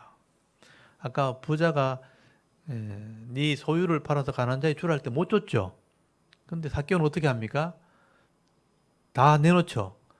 내가 가난한 자를 위해서 내 소유의 절반을 내놓겠습니다. 그리고 억지로 빼앗은 것 당연히 빼앗죠. 왜냐하면 세리들이 그렇게 많이 세금을 거둬들였기 때문에. 그런 것들을 갑절을 갚겠다 그랬잖아요. 다 갚으면 어떻게 되겠어요? 절반은 가난한 자를 주고 나머지는 다 갚아대면 자기는 남는 게 없어요. 사실은요. 다 내놓겠다는 뜻이에요. 사실은. 그러니까 물질을 추구하지 않겠다는 뜻입니다. 그래서 9절에 예수께서 이르시되 오늘 구원이 이 집에 이르렀으니 이 사람도 아브라함의 자손이미로다. 인자가 온 것은 잃어버린 자를 찾아 구원하려 함이니라. 여기 잃어버린 자 나오죠. 그러니까 이 삭개오는 잃어버린 자를 상징하는 겁니다. 죄인이라고 취급받는 사람들이죠. 이방인을 상징할 수도 있고 잃어버린 자, 아까 잃어버린 드라크마, 잃어버린 양 있죠. 다 똑같은 개념입니다. 잃어버린 자를 찾으러 왔다. 그래서 돌아오는 자를 찾으러 왔다. 그래서 구원이 이르게 되었다. 그래서 이거는 삭개오를 통해서 비유로 지금 설명하고 있는 겁니다. 아까 권력층들이 돈을 추구하면서 가난한 자를 멸시했던 것처럼 그러니까 이게 하나님을 믿지 않고 하나님을 경외하지 않고 사람을 존중히 여기지 않는 아까 불의한 정직이 불의한 재판관하고 똑같은 거죠. 그 당시 권력층은 그렇게 살았다는 거죠. 그래서 그 사람은 구원받지 못하는 거예요, 사실은. 아까 이 한 관리가 영생을 얻기 위해서 물질을 내놓지 못했던 거하고 똑같은 거예요. 근데 이 사개오처럼 이제 우선권이 하나님 나라에 있는 거죠. 내가 회개하고 죄인으로서 내가 다 내놓겠습니다 하는 건 회개했다는 것입니다. 회개하는 자가 결국은 돌아오는 자다 하는 얘기를 하게 되는 거죠. 그러면서 이제 11절부터 나오는 문화 비유가 나오게 되는 거예요. 이게 백성들을 위한 비유입니다. 여러분 11절부터 나오는 문화 비유를 한번 잘 보십시오. 그들이 이 말씀을 듣고 있을 때 그들이 이 말씀을 들었던 건 뭐냐면 삭개오가 지금 구원받았잖아요. 주위에 많은 사람들이 둘러보고 있었죠. 그 사람들에게 이 말씀하신 거죠. 그들이 말씀을 듣고 있을 때 비유죠. 이거는 비유로 설명하는 겁니다. 원관념이 따로 있겠죠. 비유를 더하여 말씀하시니 이는 자기가 예루살렘에 가까이 오셨고 그들은 하나님 나라가 당장에 나타날 줄 생각합니다. 여기 그들 한 거, 그 주위에 있는 사람들이죠. 하나님 나라가 당장에 이루어지길 기대하고 있었다. 눈앞에 보이는 현실적인 정치적으로 독립하고 나라가 부해지는 눈에 보이는 하나님 나라를 기대하고 있었다는 얘기죠. 그런 사람들에게 하나님 나라를 보여주는 겁니다. 그러니까 12절부터 나오는 한 귀인이 왕위를 받으러 가는 이야기 있잖아요. 이게 하나님 나라를 설명하는 거예요. 어떤 귀인이 왕위를 받아가지고 오려고 먼 나라로 갈 때에 그 종열을 불러 언화 열 문안을 주며 이르되 내가 돌아올 때까지 장사하라. 여기 종들을 불렀죠. 그러니까 이게 어떤 권력층이 아니고 종이라고 부르는 것은 그러니까 멸시받는 사람들을 부른 거예요. 종을 불러서 열 문안을 각각 나눠줍니다. 근데 14절 보세요. 그런데 그 백성이 그를 미워하여 사자를 뒤로 보내 이르되 우리는 이 사람이 우리 왕됨을 원하지 않냐나이다 하였더라. 요런 무리가 있어요. 이게 권력 그 당시의 종교 지도자들 권력층입니다. 핵심은 이 사람들을 책망하는 거예요. 그러니까 이 사건은 어떤 하나의 그 당시에 있었던 문화를 배경적인 문화가 있는데 이게 누구를 상징하냐면 그 당시에 헤롯 대왕이 죽고 난 뒤에 왕위를 물려줄 사람이 필요하잖아요. 그래서 이제 그 맏아들이 아켈라오라는 사람이 있어요. 아켈라오가 로마 황제한테 갑니다. 왕권을 받으려고. 근데 이 아켈라오가 왕권을 받으려고 갔을 때 유대 종교 지도자들이요. 사신들을 보냅니다. 그러니까 상소를 보내가지고 저 사람 왕 되면 안 된다고. 우리가 저 사람 왕 되는 거 싫다고. 모함하는 편지를 보내거든요. 그 편지를 황제가 보고 아켈라오의 왕권을 주지 않고 나를 세 등분 나누거든요. 그래서 이제 안디바하고 빌립하고 세 등분 나눕니다. 그래서 이제 그런 어떤 사건을 배경으로 하고 있는 거예요. 이 귀족이 왕권을 받으러 갔을 때 어떤 무리들이 저 사람이 왕 되는 거 싫습니다 하고 상소를 보냈다는 거죠. 이 사람 우리 왕됨을 원하지 아니하나이다 하고 사자를 보냈다는 거죠. 근데 15절에 보시면요. 귀인이 왕위를 받아가지고 돌아와 언화 준 종들이 각각 어떻게 장사인지 알고자 하여 그들을 부르니 그 첫째가 나와 이르되 주인의 당신의 한 문화로 당신의 한 문화 여기 한 문화가 나오죠. 그러니까 열 문화니까 이제 종들 10명을 불렀으니까 하나씩 준 거죠. 한 문화를 주어서 장사했는데 열 문화를 남겼나이다. 근데 이제 중요한 것이 문화라는 이 비유의 문화. 문화가 뭐냐? 원래 달란트 밑에 문화가 나와요. 문화는 화폐 가치를 따지게 되면요. 한 문화가 100데나리온이에요. 여러분, 한 데나리온이 하루 품삯이라 그랬잖아요. 100데나리온이면 얼마예요, 그러면?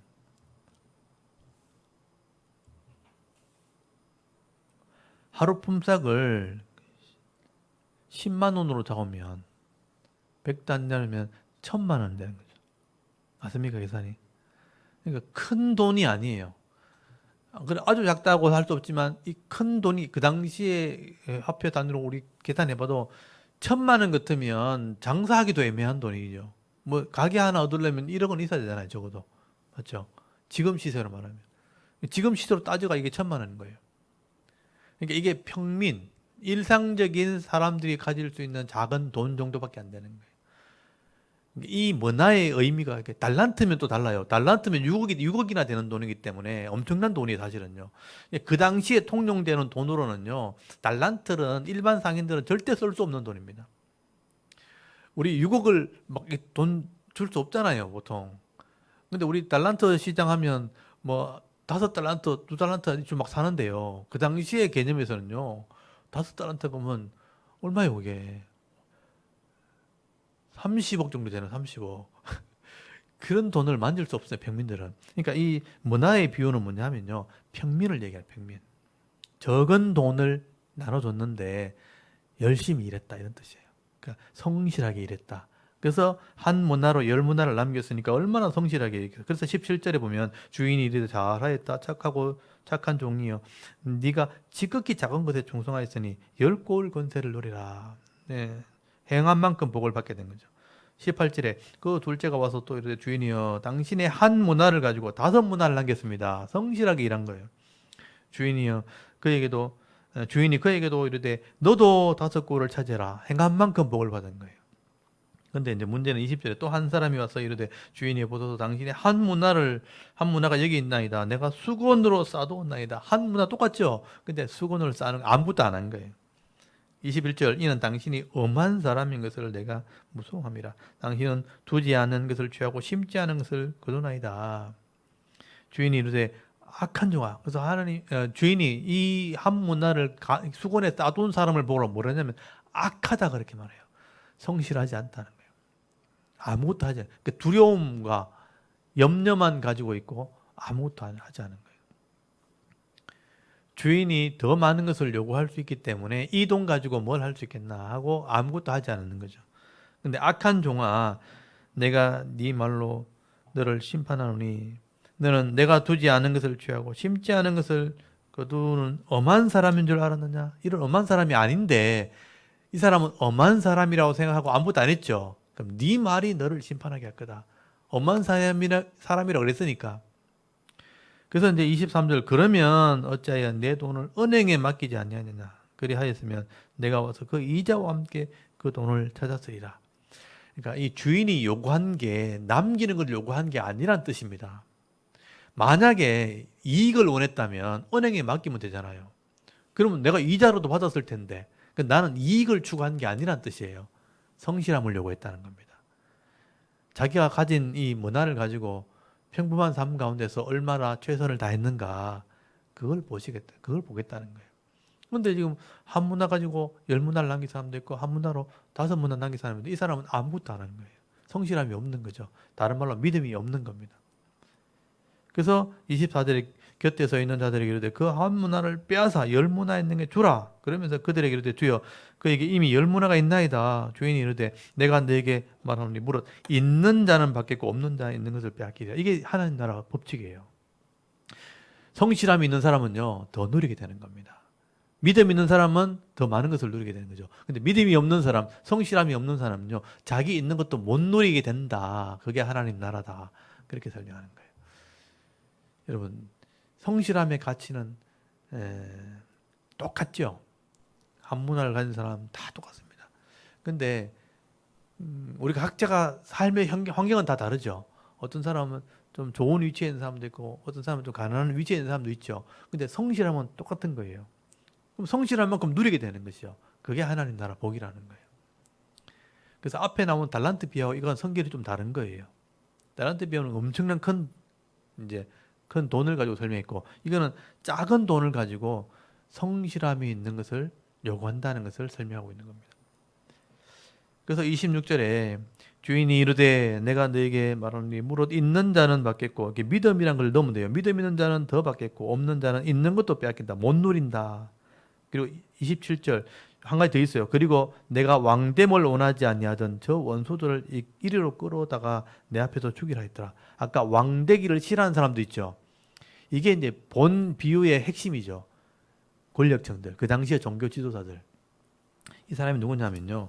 바리새인들이나 권력층을 말하는 거예요. 나중에 거기 보시면 19장 47절 한번 보세요.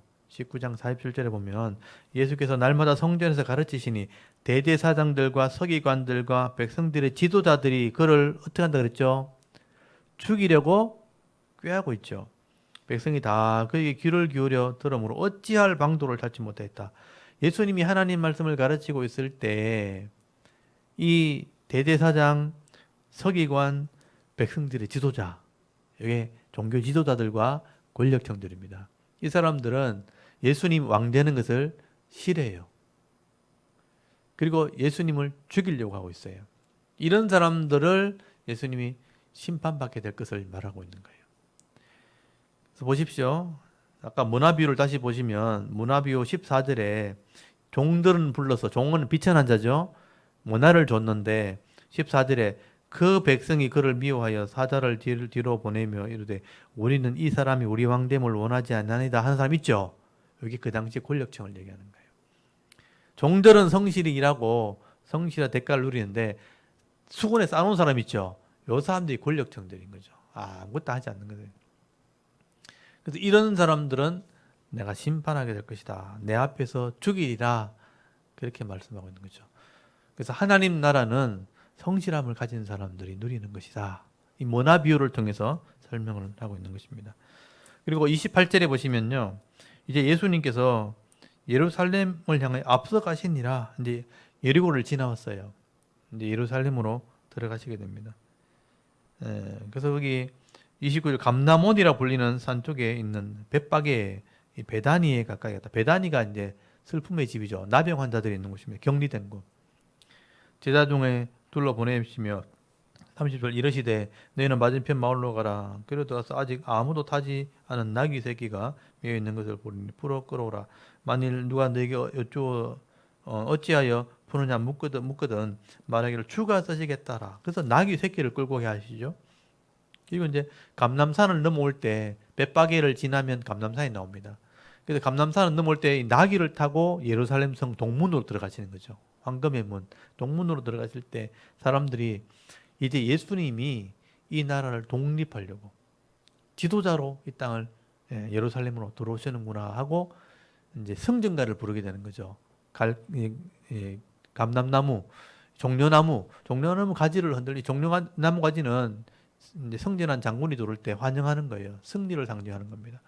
겉옷을 펴고 이제 왕이 땅에 오시는구나. 이제 로마를 몰아내고 저 권력층들을 다 몰아내고 예수님이 지도자가 되시려고 들어오시는구나. 그걸 예루살렘 입성이라 그러죠. 그래서 사람들이 찬송하면서 들어오게 됩니다. 그래서 나귀 새끼를 타고 들어올 때 37절에 보시면요. 이미 감람산 내르막길을 가까이 오시며 그 감람산 딱 넘으면 그 내르막길이에요. 그 경사가 좀 가팔라요. 저도 그 길을 지나갔었는데 꽤 45도까지는 아닌데 한 30도 이상 되는 가파른 길이에요. 그 길을 막 이렇게 내려가시는 거죠. 사람들이 막 지금도 종려주일이 되면요. 사람들이 그 길을 따라서 종려나무 가지를 흔들면서 지금도 지나갑니다. 환영을 하고 찬송을 하면서. 그래서 38절 찬송하죠. 이르되 찬송하리로다 주의 이름으로 오시는 왕이 하늘에는 평화요 가장 높은 곳에 영광이로다. 무리 중에 어떤 바리새인이 말하되 당신들 제자들을 책망하십시오. 막 이렇게 찬송한다고 책망하라 그럴 때 40절에 대답하려되 내가 너에게 말하노니 만일 이 사람들이 침묵하면 돌들이 서로 이르리라. 당연한 일을 하는 것이다. 내가 다윗의 아들로 이제 하나님 나라를 이루려고 왕으로 들어가는 거다. 그래서 41절 가까이 오사 성을 보시고 우시며 이르시되 너희는 오늘 평화에 관한 일을 알았더라면 좋을 뻔하였거늘 지금 네 눈에 숨겨졌구나. 날이 이런지라 네 원수들이 토둔을 잡고 너를 둘러 사면으로 가두고 또 너와 및 그 가운데 있는 네 자식들을 땅에 메워치고 돌 하나도 돌 위에 남기지 아니하리니 이는 네가 보살필 받은 나를 알지 못함을 인함이니라. 예수님께서는 하나님 나라 이루러 들어가시는데 지금 권력층들은 예수님을 죽이려고 하고 있고 그리고 이때가 이제 주후 30년 격이거든요. 근데 그 뒤에 40년 뒤에 주 70년쯤 되면 이 예루살렘 성이 무너지게 됩니다. 로마에 의해서. 그거를 지금 예수님께서 말씀하신 거죠. 그리고 45절에 성전에 들어가서 장사하는 자를 내어 쫓으니 성전 청결이죠. 그들에게 휴대 기록된 바 내 집은 기도하는 집이되리라 하였거늘 너희는 강도의 속을 만들었다. 성전이 권력층들에 의해서 대제사장이나 제사장은 여러분 사두개파 종교 지도자들이고 바리새인들은 종교 지도자들인데 권력층들이에요.